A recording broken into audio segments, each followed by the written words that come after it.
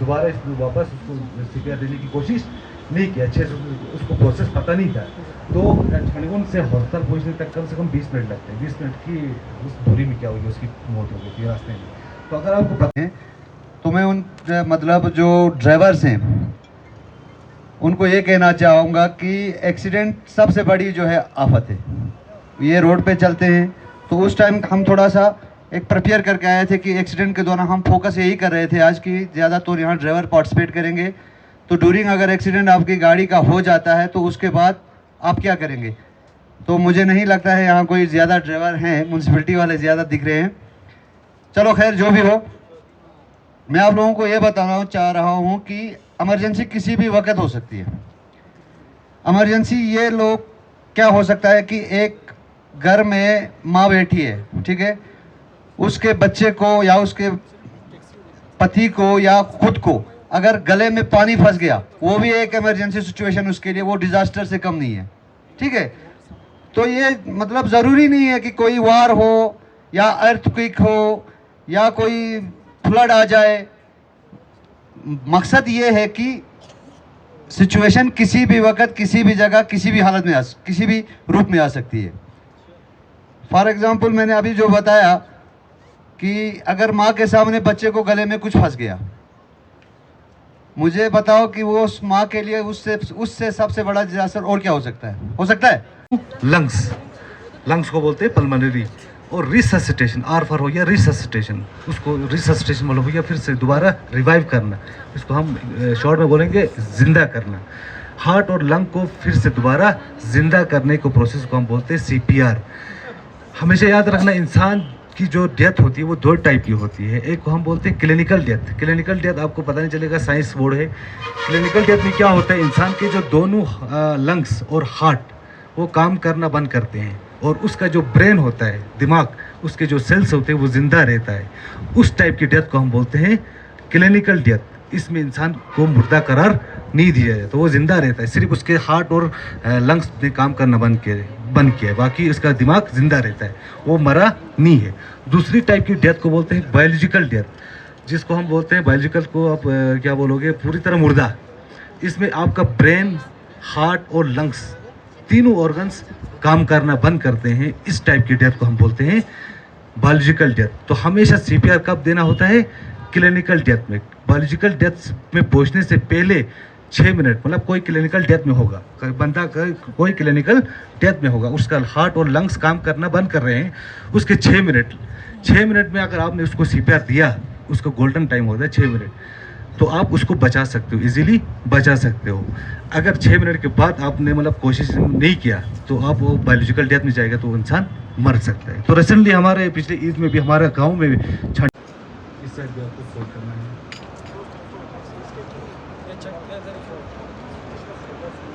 इस तरह भी आप ये हो गया रोप और किसी 2 डंडे के इस्तेमाल।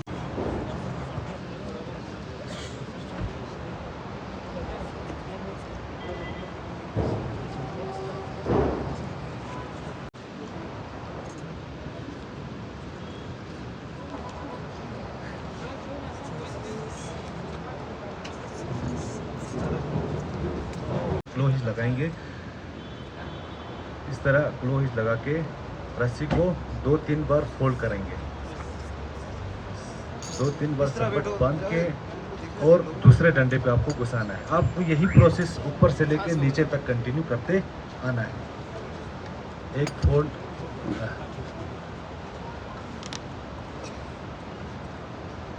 2 फोल्ड, 3 फोल्ड के बाद इस पे लगाना है और 3 फोल्ड के बाद इस पे लगाना है। आपको ये प्रोसेस नीचे तक कंटिन्यू करते आना है।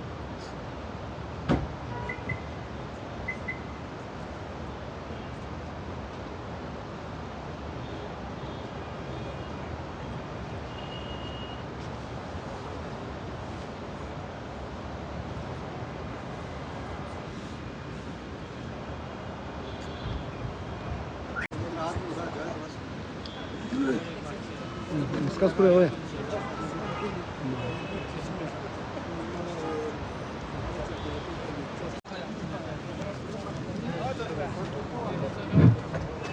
Ready, 1 2 3 up.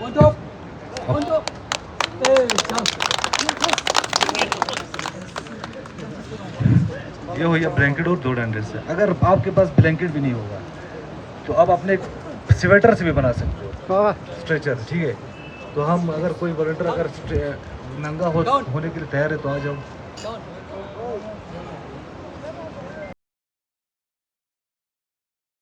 तो किसी भी फ्रैक्चर आदमी को बांध सकते हो। तो हमेशा क्या होता है, मतलब अगर खुदा न खास्ता आपके पास कोई फ्रैक्चर आदमी पड़ा हो तो हम ऐसे अगर लड़का के ले जाएंगे हाथ, तो क्या होगा, उसका फ्रैक्चर और ज़्यादा बढ़ेगा, उस विक्टिम को और ज़्यादा तकलीफ होगी। इससे बचने के लिए हम क्या करते हैं, एक प्री हॉस्पिटल ट्रीटमेंट देते हैं जिसको हम PHT बोलते हैं। ये आपको देना आना चाहिए। दोनों साइड से आपको क्या करना है, स्प्रिंट्स लगाना है और कॉर्नर्स में हमेशा कोई ऐसी मतलब चीज़ लगानी है जो थोड़ा नरम हो। कॉटन हो सकता है या कोई कपड़ा लगा सकते हो ताकि उसको चुभे ना। और बाकी जो यहाँ पे आपको इस तरह बांधना है।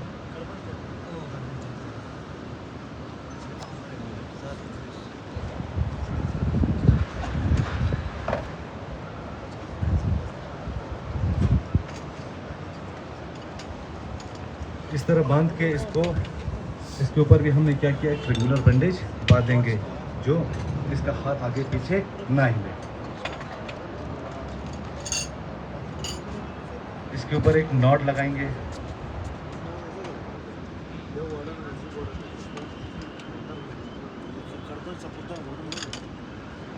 तो हम इसको CPR कैसे देंगे ये हम आपको अभी प्रैक्टिकल करके दिखाएंगे और ये आपको आना भी चाहिए। उससे भी आप एक स्प्रिंट्स, एक रेस्क्यू इक्विपमेंट बना सकते हो। अभी हमारे पास 2 पेनलिंग के 2 शीट है। मतलब ये जो कोई आदमी आपके पास कोई ट्रॉमा केस है, मतलब ये हो या स्प्रिंट्स, ये पता है ना आप लोगों को, मतलब ये किसी लकड़ी से भी बना सकते हो या किसी जाली को काट के भी बना सकते हो। प्लाईवुड है, अगर उसकी इंजरी यहाँ पे लगी है तो नॉट इस साइड लगाना है ताकि इसको कोई तकलीफ ना हो और डॉक्टर को मतलब खोलते वक्त भी इसको तकलीफ ना हो, इसलिए हम नॉट इस साइड लगाएंगे। अगर इंजरी यहाँ पे हो तो नॉट इस साइड, अगर यहाँ पे हो तो नॉट उस साइड। इस तरह फोल्ड करके आगे की तरह एक नॉट लगाना है।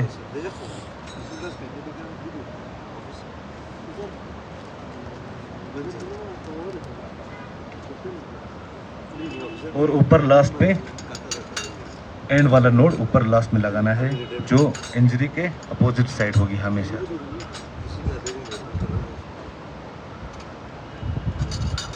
ये हो गया हेड बैंडेजिंग। अभी हम आपको दिखाएंगे अगर उससे भी नहीं रुका तो लास्ट में एक मेथड है टर्निकेट, जो प्रेशर पॉइंट है बीच में, ये वाला ऊपर वाला, इसको क्या करते हैं हम टाइटली बंद करते हैं और हर 20 या 30 सेकंड में इसको बीच में ढीला छोड़ देते हैं ताकि उसमें ब्लड सर्कुलेशन कंटिन्यू रहे। इस तरह हम किसी भी विक्टिम को ब्लड लॉस होने से बचा सकते हैं। तो ये हमारा हो गया ट्रेंगुलर बैंडेज। ये बैंडेज आप सफ़ेद होना ज़रूरी नहीं है, आप किसी साड़ी से भी या किसी कपड़े से भी आप बना सकते हो।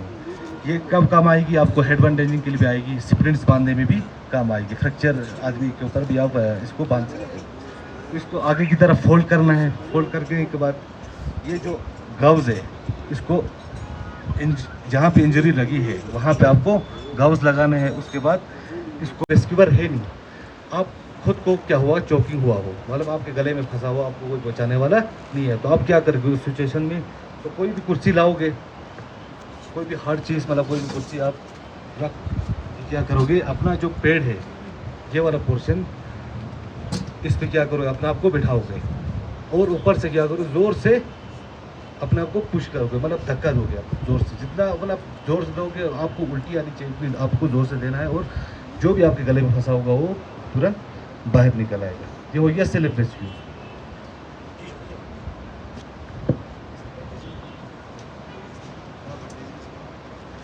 अभी हम आपको बैंडेजिंग के बारे में दिखाएंगे। जोर से पुश करेगा तो क्या होगा, इसके जो विक्टिम के जो भी गले में फंसा होगा वो बाहर आएगा। आप धक्का दे सकते हो इस तरह।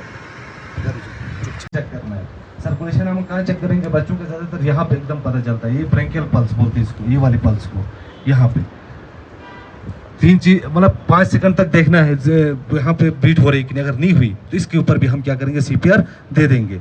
इसमें क्या करेंगे, हमने एडल्ट के लिए 2 हाथ का इस्तेमाल किया था, इन्फेंट के लिए 1 हाथ और 2 अंगुली से हम क्या करेंगे, 2 अंगुली की मदद से इसको कंप्रेशन दे देंगे। 30 कंप्रेशन इसको भी देने हैं। 1 2 3 4 5 6 7 8 9 10 11 12 13 14 15 16 17 18 19 20 21 22 23 24 25 26 27 28 29 30 30 आपको स्पीड रखना है। एक मिनट में आपको 100 बार देना है, मतलब इतनी स्पीड में आपको देना है। कंप्रेशन में आप आहिस्ते आहिस्ते नहीं दे सकते, मतलब जोर से देना, मतलब स्पीड एक मिनट में 100 बार देना, मतलब होना चाहिए इतनी स्पीड में आपको उसके बाद ये हो गया अडल्ट का। अभी हम आपको इन्फेंट का दिखाएंगे। अगर किसी बच्चे को इसी तरह अगर कोई प्रॉब्लम हो गई,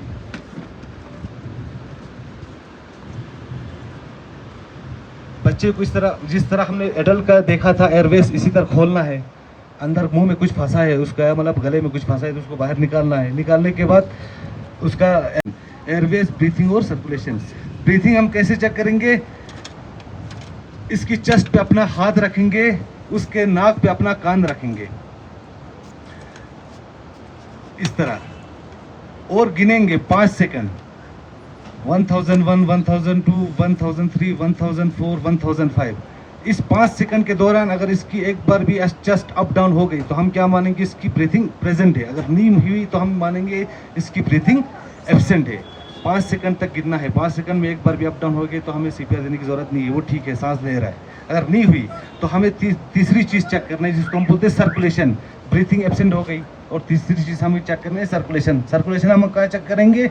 इसका रेडियल पल्स, एक जो नस होती है हमारी यहाँ पे हम चेक करेंगे। इसी तरह गिनना है जिस तरह हमने ब्रीथिंग में चेक किया था। 1001, 1002, 1003, 1004, 1005। 1000 हो गया, 1 सेकंड पूरा हो जाता है 1000।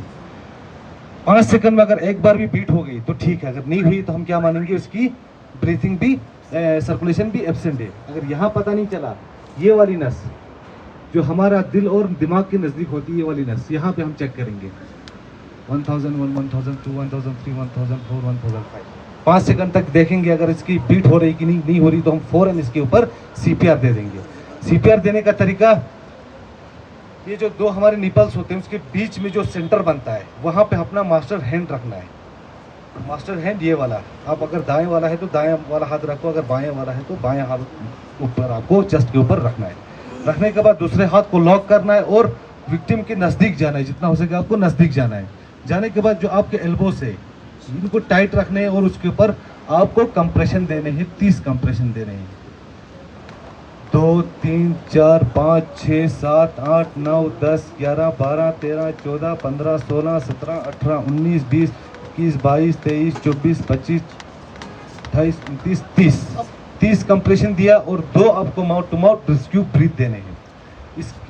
इसमें क्या करना है? जो विक्टिम के नाक को बंद करना है और उसके मुंह में आप कोई रुमाल, कोई ट्रांसपेरेंट कोई रुमाल आपको इसके मुंह में रखना है। रखने के बाद आपको 2 रेस्क्यू ब्रीथ देने हैं। 1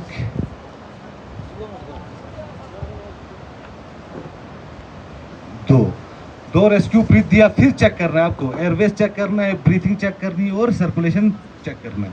अगर तीनों चीज़ें अगर फिर से आ गई तो आपको सीपीआर देने की ज़रूरत नहीं है। अगर नहीं आई या तो आपको इसको 5 सर्कल तक आपको कंटिन्यू इसको करते इस तरह पड़ा होगा तो आप एज ए फर्स्ट रिस्पॉन्डर वहाँ पे पहुँचोगे। उसके बाद वहाँ पे जितने भी आपको चीज़ें हैं जो आप और आपकी विक्टिम के लाइफ को खतरा पहुँचा सकते हैं, उन चीज़ों को क्या करना है? साइड करना है। वो कुछ भी हो सकता है, पत्थर हो सकते हैं, चाकू हो सकता है, लोहा हो सकता है। सबको साइड करने के बाद आपको सीन को स्क्वायर करना है। उसके बाद विक्टिम के नज़दीक जाके उसको सीधा करना है। सीधा करने के बाद आपको 3 चीज़ें चेक करनी है वहाँ पे। अभी हम दे रहे हैं सीपीआर। सीपीआर का मतलब हो गया आपका हार्ट और लंग्स को फिर से दोबारा रिवाइव करना, फिर से दोबारा रीएक्टिव करना। इस प्रोसेस को हम बोलते हैं सीपीआर।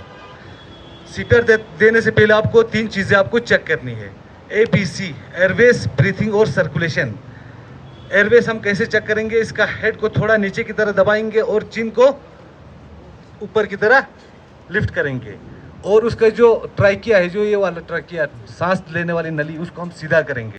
तो हम इसको सीपीआर कैसे देंगे ये हम आपको अभी आपको प्रैक्टिकल करके दिखाएंगे और ये आपको आना भी चाहिए। में चाहे कैसा भी डिजास्टर हो, चाहे वो नेचुरल हो चाहे वो मैन मेड हो, आप एज ए फर्स्ट रिस्पॉन्डर या एज ए रिस्पॉन्सिबल पर्सन होने के नाते आप लोग कुछ चीज़ों का, आपको बेसिक चीज़ों को ख्याल रखना है। सबसे पहले आपको डरना नहीं है, सिचुएशन कैसा भी हो, चाहे वो डिज़ास्टर कैसा भी हो, आपको डरना नहीं है। जब आप खुद नहीं डरोगे तो आप अपने आप को भी बचा सकते हो और दूसरों को भी बचा सकते हो। दूसरी चीज़, अगर खुदा न खास्ता आजकल जो सिचुएशन ऐसी, अगर खुदा न खास्ता एयर रेड हुई, अगर आप किसी बिल्डिंग के टॉप फ्लोर में फंसे हो तो आपको फ़ौरन नीचे ग्राउंड फ्लोर में आना है और अपने आसपास के जितने भी लाइट्स हैं, इलेक्ट्रॉनिक चीज़ें हैं, जैसे मोबाइल्स हो गए, टीवीज़ हो गया, स्ट्रीट लाइट्स हो गए, जो भी सबको क्या करना है, स्विच ऑफ करना है। स्विच ऑफ करने के बाद पूरी तरह ब्लैकआउट करना है। उसके बाद अपने आप को किसी हार्ड चीज़, चाहे वो कोई चेयर हो, कुर्सी हो या कोई हार्ड चीज़ के नीचे अपने आप को कवर करना है, ठीक है। और अगर आपके पास अगर अवेलेबल है, अगर बैंकर्स, उसके अंदर आपको अपने आप को पनाह देना है। ये कुछ चीज़ें आपको एज ए रिस्पॉन्सिबल पर्सन आपको याद रखनी है। और दूसरी चीज़, अगर आपके सामने कोई कैजुअलिटीज़ हो गई तो आपको मतलब आप कैसे संभालोगे वहाँ पे, आपको ये भी आना चाहिए कि हम इस कैजुअलिटीज़ को कैसे संभालेंगे। आपको फर्स्ट एड देना आना चाहिए। अगर किसी के हाथ फ्रैक्चर हुआ हो, उसको हम स्प्रिंट्स कैसे बांधेंगे, अगर किसी को बैंडेजिंग करनी हो सकता है वो मर जाए, क्योंकि नाजुक एरिया है ना। तो ये कुछ चीज़ें गलत हैं जो हम मतलब पुराने ज़माने से इस्तेमाल करते आ रहे हैं। तो अब साइंटिफिक दौर है कि उसका कैसे तरीका क्या है, उसको उस वक्त उस टाइम पे रेस्क्यू कर सकते हैं। यही चीज़ें हम सिखा रहे हैं के लिए। जैसे फॉर एग्जांपल एक्सीडेंट हो गया, ड्राइवर कुछ मुझे नज़र आ रहे हैं, एक्सीडेंट हो गया गाड़ी का, तो आपकी गाड़ी में फर्स्ट एड बॉक्स होगा, वो कंपलसरी है। तो आप उस फर्स्ट एड बॉक्स में किसी को गले में चॉकिंग हो गई, हम क्या करते हैं, उसके गले में मतलब गर्दन में मारते हैं कि नहीं मारते? मारते हैं ना। कोई होगा सामने हो गया तो इंसान के मरने के ज़्यादा चांस रहते हैं। तो उस वक्त क्या कैसे हैंडलिंग हम करेंगे? हमारे बहुत सारे पुराने तरीके हैं जिनको हम इस्तेमाल मतलब करते हैं। तो उसमें क्या हो जाता है कि रिस्क ज़्यादा रहता है, इंसान को बचने के बजाय इंसान मरने का ज़्यादा चांस, क्योंकि वो तरीका। तो अभी हमारे साथ है UTDRF के DSP आसिफ सर। आज यहाँ पे आप लोगों ने एक अवेयरनेस प्रोग्राम जो है यहाँ पे मेन करगिल के टैक्सी स्टैंड पे किया, और यहाँ पे बहुत सारे म्यूनसिपल कमेटी जो हमेशा फ्रंट लाइन पे आते हैं सर यहाँ पे। तो इस अवेयरनेस प्रोग्राम का थोड़ा बताइए डिटेल में कि इसमें आप लोगों ने किस तरह के यहाँ पे लोगों को सिखाया। ये काफ़ी टाइम से हम लोग डिज़ास्टर मैनेजमेंट अवेयरनेस कैंप्स कर रहे हैं। इसके तहत हमने स्कूलों में, ऑफिशियल बिल्डिंग्स में और बाकी डिपार्टमेंट्स को अपने साथ रख के एक डिज़ास्टर मैनेजमेंट अवेयरनेस कैंप रखा है काफ़ी टाइम से। इसी के सिलसिले में आज का जो डिज़ास्टर मैनेजमेंट अवेयरनेस कैंप रखा था, ये हमने DDMA के साथ इन कोलैबोरेशन किया है। इसमें हमारा मकसद यही था कि लोगों को ये समझाए कि डिज़ास्टर के दौरान या डिज़ास्टर के बाद आपने क्या क्या प्रिकॉशंस लेने हैं, क्या क्या प्रिपेयरनेस मेजर्स लेने हैं और क्या क्या बेसिक सर्वाइवल और प्री हॉस्पिटलाइजेशन स्किल्स को आपने इस्तेमाल करना है। ये हमने लोगों के सामने आके हमने ये शाया करने की कोशिश की है जी। तो सर कुछ दिन पहले जो है यहाँ पे थोड़ा सिचुएशन था, तो आप लोगों ने जो अवेयरनेस प्रोग्राम किया था जैसे बेले गौर साइरन था, उससे लोगों को बहुत फ़ायदा मिला सर। हमने लोगों से बात भी किया तो लोग इससे अवॉइड हो गया, क्योंकि आपको पता है थोड़ा हम बॉर्डर इलाके पे रहते हैं, तो उस अवेयरनेस का बहुत फ़ायदा मिला। तो सर आपको कितना उम्मीद है आज ये जो आप लोगों ने स्टेक होल्डर जो है सर, एक तो यहाँ पे हमारे म्यूनसिपल कमेटी जो हमेशा सर फाइन वर्कर कर रही है, और सर हमारे टैक्सी यूनियन जिसको हम ब्रांड एम्बेसडर भी कहा जाता है, और उनके थ्रू ये कितना आज का ये कितना सक्सेस रहेगा सर आज के प्रोग्राम? ये टैक्सी ड्राइवर जितने भी हैं वो सिर्फ और सिर्फ हमारा किसी डिज़ास्टर के मुतलक नहीं है। मान लीजिए उनका खुद का कोई पर्सनल कुछ ट्रेजेडी हो गया तो उस time as a first responder वो बाकी लोगों के कितने काम आ सकता है, इसी सिलसिले में इनको हमने थोड़े स्किल्स के बारे में बताया है। जैसे अगर आपका CPR हो, जैसे आपका स्लिंट हो, स्लिंग हो, बैंडेजिंग हो, हर एक गाड़ी में अकॉर्डिंग टू MV एक्ट एक फर्स्ट एड किट होना ज़रूरी होता है। अब उसको एप्लीकेशन कैसे करना है वो भी हमने इधर ही सिखाया था इनको। तो सर हमारे करगिल में बहुत सारे सर हम पहाड़ी इलाके पे रहते हैं, तो मोस्टली यहाँ पे एवलांच जब भी सर हैवी स्नोफॉल होता है या हैवी रेन होता है, यहाँ पे सोलोफॉल या एवलांच को बहुत खतरा रहता है। उसमें भी सर इस तरह की जो चीज़ें सर कितना आपको मतलब कारगर साबित हो। हाँ, वो इस वजह से साबित होगी कि अगर जब भी कोई एवलांच या लैंडस्लाइड होता है तो वहाँ पर आपका बेसिकली कार्डियक अरेस्ट होने का चांस ज़्यादा होता है, या आपको कोई मसल या आपको कोई फ्रैक्चर या कोई इंजरी, माइनर इंजरी आ सकता है।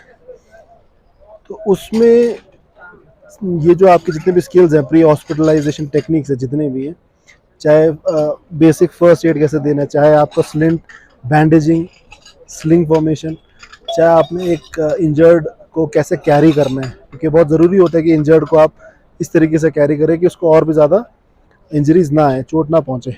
ये चीज़ें हैं जो आपको इन जनरल किसी भी डिज़ास्टर में, चाहे वो एवलांच हो चाहे वो लैंडस्लाइड हो, उसमें आपको कारगर साबित होगी। जी। तो सर जो लोग यहाँ पे प्रेजेंट था उन्होंने तो प्रैक्टिकली यहाँ पे देखा, और हमारा चैनल के थ्रू जो पूरा सोशल मीडिया पे आजकल पूरा देखो, आपका क्या मैसेज रहेगा पूरा करगिल की आवाम पे? वो मेरा मैसेज यही है कि डिज़ास्टर मैनेजमेंट अवेयरनेस हम लोग हर जगह करते हैं, आप ज़्यादा से ज़्यादा तादाद में शिरकत करें, आप खुद देखें। अवलम तो ये चीज़ें इमरजेंसी के टाइम पर ही इस्तेमाल करनी है, बाकी आपने यूजुअली किसी मेडिकल रिप्रेजेंटेटिव या किसी मेडिकल ऑफिसर को ही करने देना है। यही मेरा उनको मैसेज है। और डिज़ास्टर के लिए प्रिपेयर रहें और बस यही है। पहले तो खुदा ना करे ऐसी सिचुएशन पैदा ना हो, अगर हुई तो मैं उम्मीद करता हूं कि आपको थोड़ा सा जो बेसिक नॉलेज है वो आप अप्लाई करेंगे। ठीक है, थैंक यू वेरी मच।